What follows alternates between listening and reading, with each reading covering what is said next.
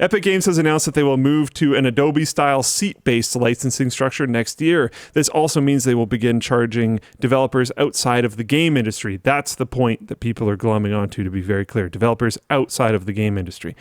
Unreal Engine has been free to download since 2015 and currently only takes a 5% cut of revenue after a game built on top of it surpasses $1 million in revenue. However, the Unreal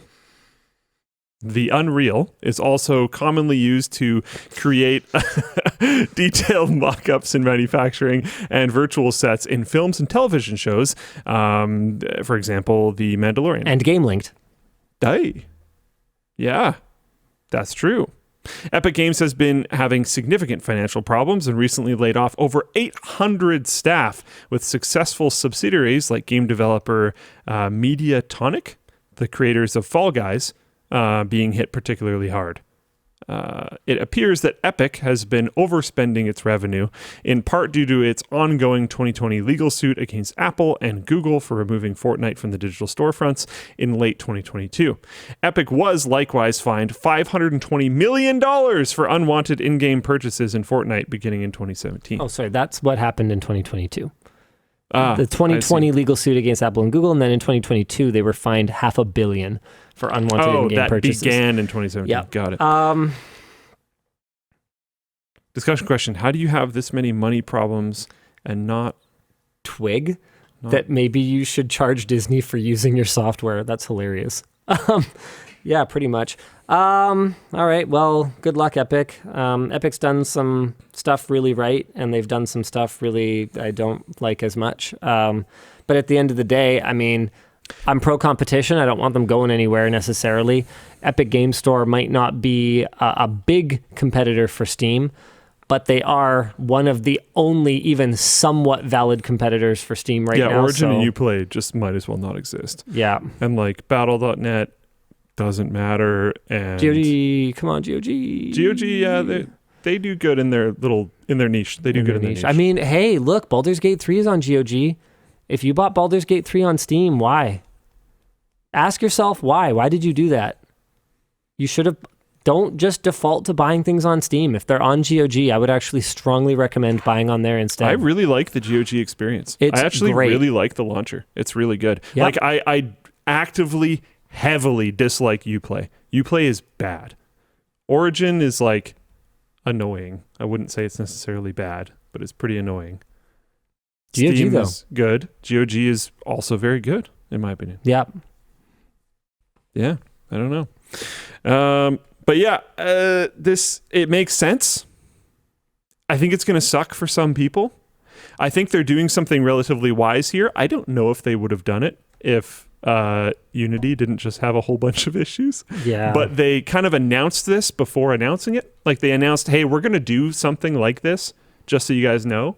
And I suspect they might be collecting some feedback on how the audience reacts to it. Yep. But like, okay, the thing too, though, is you've got...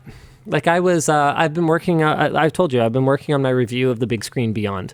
So that's that next-gen VR headset with the crazy micro OLED displays and stuff like that.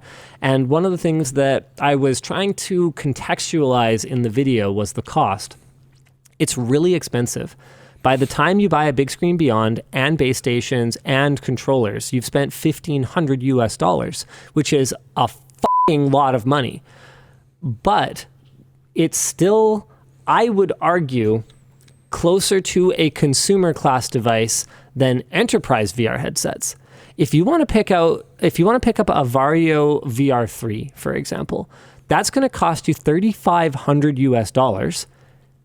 Oh, and you also owe, I think it's like $700 a year in licensing for it.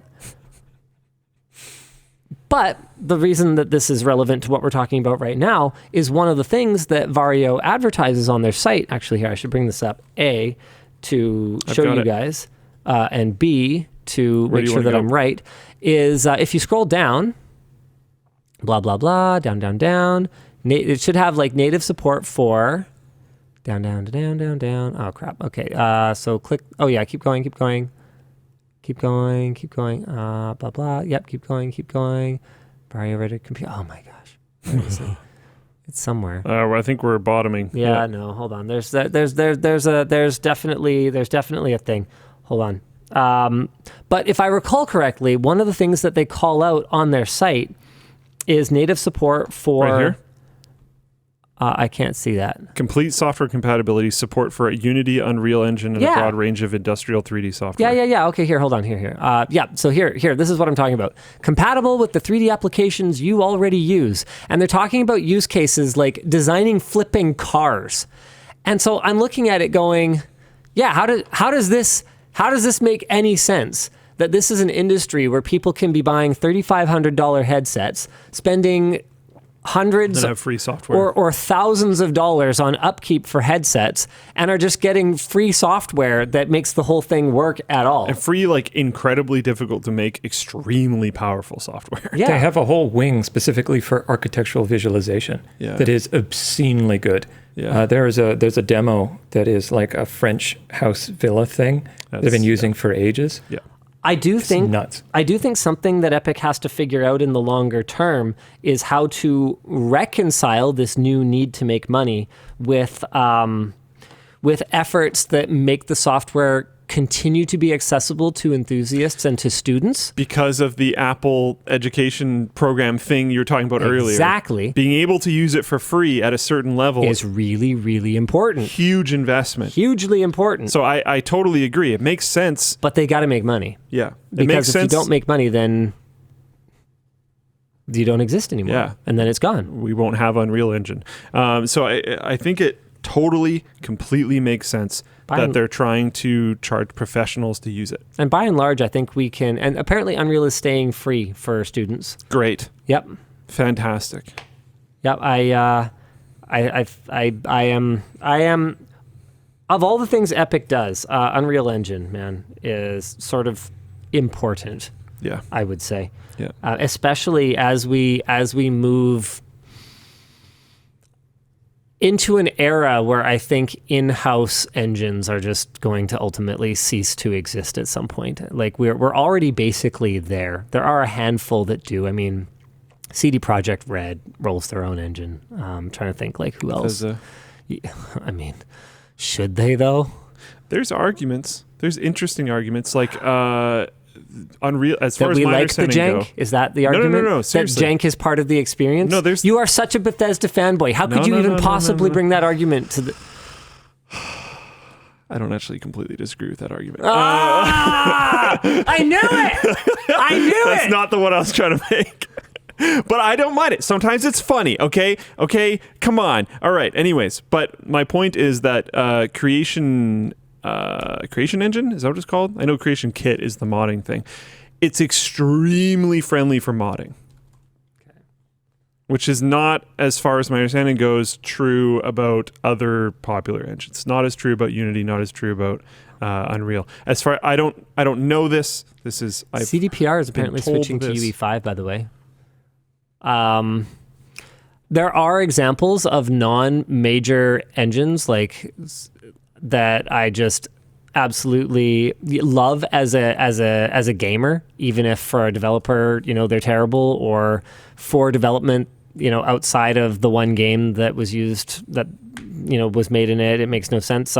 Foundation Engine, so that was Shadow of the Tomb Raider. Apparently Baldur's Gate 3 is made in Divinity 4.0 engine, which is their own engine. There you go. Wow. Shadow of the Tomb Raider was built using Foundation Engine, which was built by Crystal Dynamics and then used to build Rise of the Tomb Raider as well, and was enhanced by Eidos Montreal. And that one's good. That game just scaled on everything. Incredibly well. More CPU, more FPS. More GPU, more FPS. Add more GPUs, more FPS. The game supported HDR. I don't know if Shadow did, but Rise of the Tomb Raider definitely supported HDR. Like it flippin' did everything, and it just, you know how some games you turn off VSync and it's like, okay, tearing fest.